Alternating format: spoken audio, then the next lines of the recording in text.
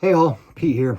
Um, it's Monday, April 5th, I believe, and I promised one more video about kind of lessons learned on the trap line this year and some highlights, and and so that's what I'm shooting today.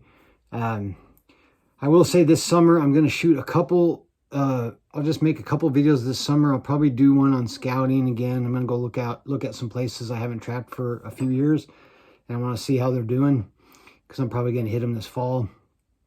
So I'll probably do a video while I'm out scouting, just to show you guys that are just getting into this, some stuff to look for. And I'm going to do a video on expanded pans, because I learned a few things this year about expanded pans, which I'm going to talk about a little bit in this video. But I'm going to do a video where I can show you some stuff.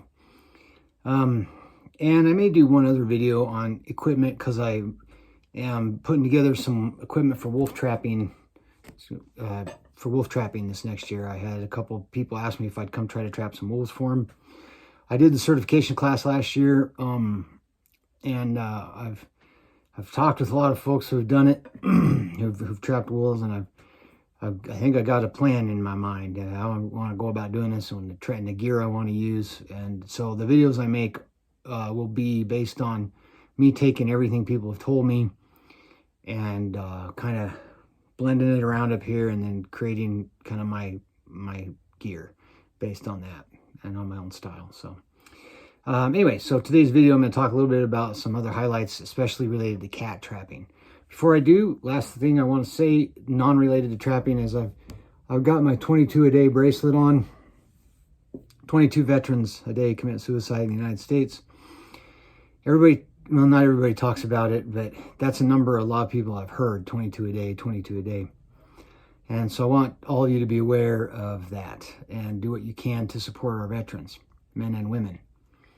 A number that very few people talk about, because it's extremely uncomfortable to talk about, more uncomfortable than 22 a day, is 1 in 3 female veterans who access VA services after discharge from the military were sexually assaulted while in the military. 1 in 3. That is unacceptable. I'll probably do a video with some social commentary this summer about a nonprofit that my wife and I are working on, and I'll talk a little bit more about that number. But 22 a day commit suicide. 1 in 3 females who accesses the VA after discharge from military service has been sexually assaulted. All right, on that happy note, let's go into the cat video. So this year I decided I was going to try to trap bobcats. I've never caught a bobcat on purpose before, and I had access to a drainage that was kind of cool, because it's this really big long drainage, but it's really hard to access unless you can go through some private land. That there's a private landowner that owns the first mile of it, and I was trapping coyotes for him. And so I asked him, I said, hey, can I go after some bobcats? And does anybody access this drainage? He's like, not really. There's a couple guys who hunt lions, but no one traps it. I'm like, all right. So what I did is I watched Andy Weiser's bobcat trapping video, which I would highly recommend to anybody who wants to get started bobcat trapping. And he uses basically the same set throughout the video, which is a walkthrough set. He uses 2 traps, and he puts stepping sticks. And I'm going to do a field video of this next year, but I kind of feel stupid doing one, because Andy Weiser did a great video, which you can buy for $30. But I'm going to do a field video this winter on a walkthrough set for bobcat. Okay, and basically it's 2 traps. You got sticks, stepping sticks, exposed pans on the traps, and I put skunk lure on one side. So I used I used Andy Weiser's Super Cat, and it's a really thick, pasty, very, very loud skunky lure. I don't know if it's louder than Hellfire, because I don't use Hellfire. I've never used it. But it is loud. And then on the other side, in the middle of the set, I used some fish. I call it Cat Scratch Fever. It's a lure that I make. There's no secret to it. It's basically a bunch of different fish oils tuna and sardines and clam juice and a bunch of different fish oils, all blended up, and put it in an old ketchup bottle, and I squirt some on. So I got skunk and fish, and those are even with the middle stepping stick. Okay, so I have 2 traps. Pans are about 10 inches apart at max, maybe 8 to 10 inches apart. And it's a confined place where something has to walk through. Okay, and so, and then I put skunk on one side and fish oil on the other. 2 smells that cats like. That was all I did. Okay, and my goal was to catch 2 bobcats this year. That was my goal. It's a mild, humble goal.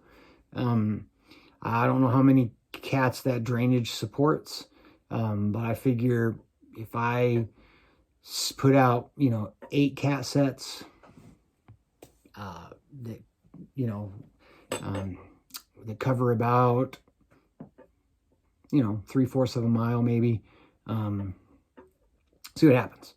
And so I put them out on December 15th, and which is the day bobcat opens in Idaho, and by December 23rd I caught 2 cats.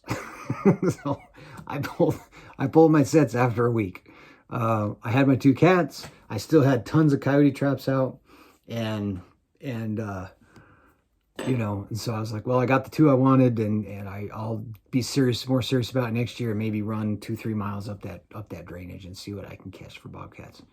And I'll pull my coyote traps before, so I can just worry about the bobcat traps.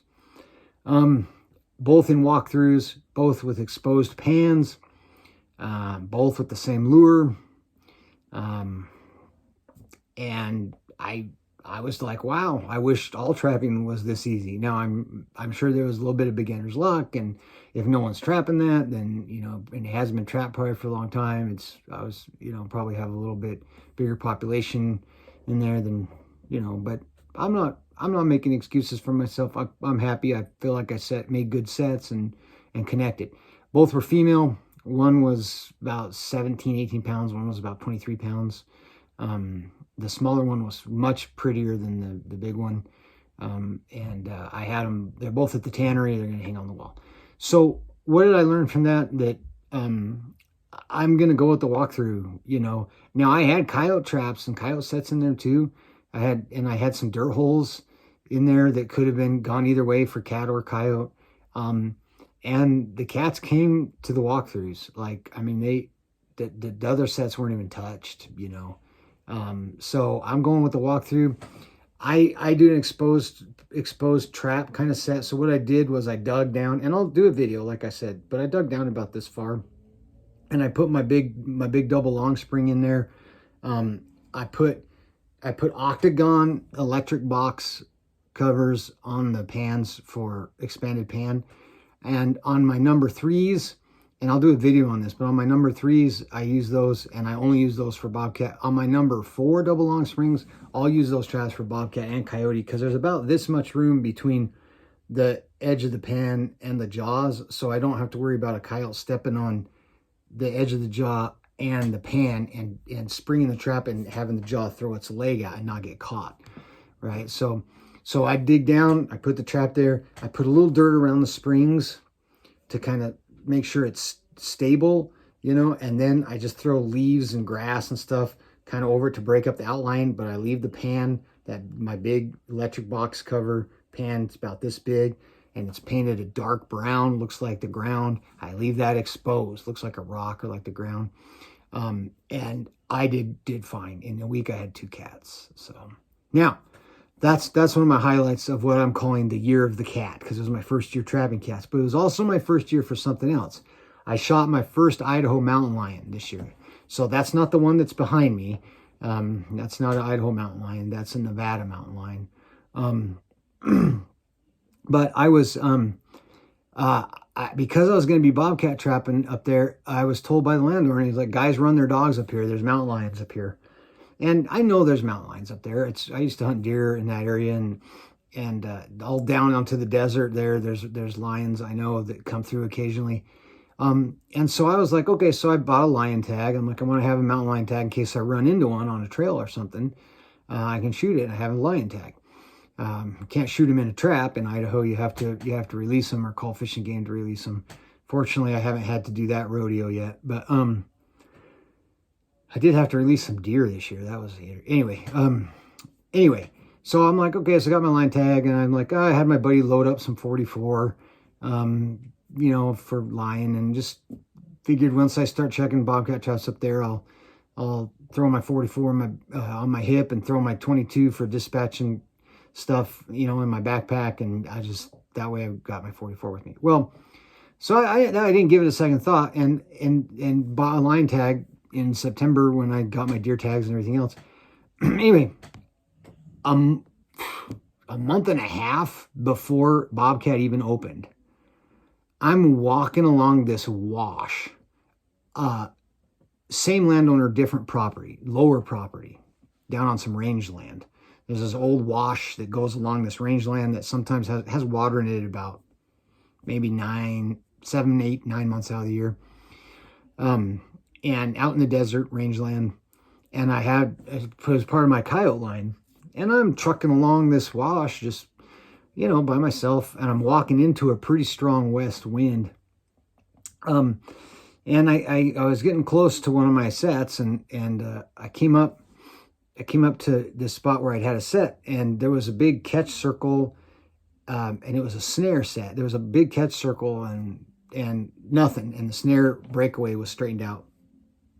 Nothing there. I was like, okay, well, maybe it was a deer or a cow. Stepped in it, trying to look for some sign, and it wasn't much sign to tell what was there. The ground was kind of torn up, and there's weeds. It's not easy to see tracks. No blood, nothing. I'm like, no hair. So I'm like, So I'm kind of making a mental note to grab a snare, a new snare next time I check there and replace that one. And so then I take about 10 more steps, and I go up onto this rise, and then the trail drops right back down. And I go up onto this rise, and I looked at the wash down to see if there was any water in there, and there wasn't. And then I turned back to look down the trail, and about 10, maybe max of 12 yards in front of me, facing me on the trail, is a mountain lion. And I was like, oh shit. This guy stood there for a second, and she was a big kitty. She was female, big female though. And I couldn't tell, obviously, she was a female at the time, although I think it kind of went through my head because her head was kind of small. So I was kind of like, oh, probably female. And kind of like, why are you thinking about that, Pete? Anyway, so all I had was my 22 single 6 that I carry, my revolver. And so I kind of start to reach down to it, and I'm honestly thinking about, do I want to shoot or not? Because I'm thinking she's just going to turn and bolt and run, And I was kind of thinking about this other place for maybe getting a mountain lion, because when I was out checking bobcat traps, I figured I'd be up there enough I might run into one. Anyway, she crouches. She crouches down onto her haunches, on her front haunches, tails up in the air. And I'm like, okay, we're doing this. So I took out my single 6, and 12 yards, shot her right in the eye. And, killed her dead. Well, actually, I can't say it was the eye. I thought it was the eye, but I got the skull back, and I may have shot her through the mouth and out the back of the head, because I couldn't find an entry wound, entry hole on the eye, but there's an exit wound at the back of the skull. So it might have gone through her mouth. Now that I'm, yeah, I thought I hit her in the eye because one of her eyes looked kind of messed up. Anyway, 12 yards, mountain lion, single 6 Ruger 22, made in 1958. And so I shot my first Idaho mountain lion. And so I guess my takeaway, as cool as that was, my takeaway is, I don't care if you use a catch pole to dispatch or not. I just don't believe you should ever be out on a trap line and be unarmed. I just don't think it's a good idea.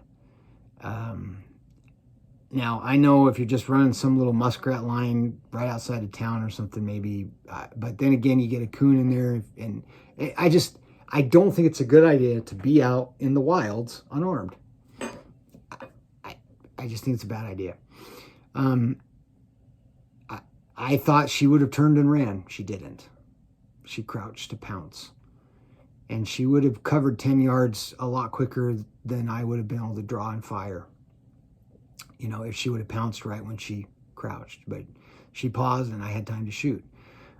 So be prepared for encounters with dangerous wildlife, if there are dangerous wildlife in the area. That's part of respect for nature.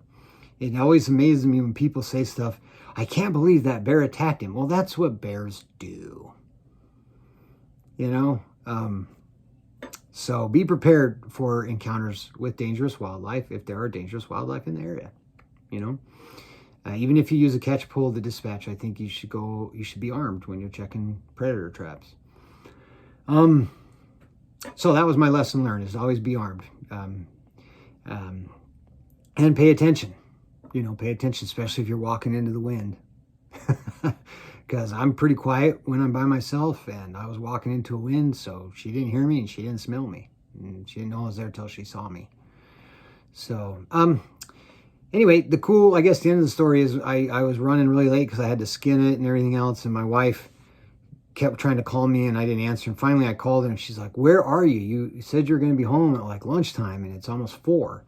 And I said, well, see, what happened was, and she goes, you know what? Unless you almost died, I don't want to hear about it.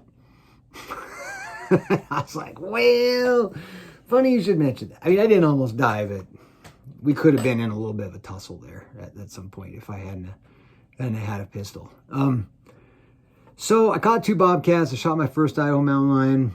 And I'm definitely going to be going after bobcats again this next year. I promise I'll shoot more field videos next year. I only shot a few field videos this last year. It was a shitty kind of season for coyotes. Things did not go the way I wanted them to, and I was usually by myself. I shot more field videos in my water line, and so I don't need to talk about that. There are plenty of videos to watch. I'll shoot a few instructionals this summer, and I'm going to do some more social commentary videos that have to do with the issues that I'm trying to tackle in the nonprofit that my wife and I are starting. So anyway, I hope you all had a great season. And I hope that you get some rest this summer before you head out in the fall to start hunting and trapping again. Till next time, remember, God is great, guns are good, freedom is precious. We'll see you.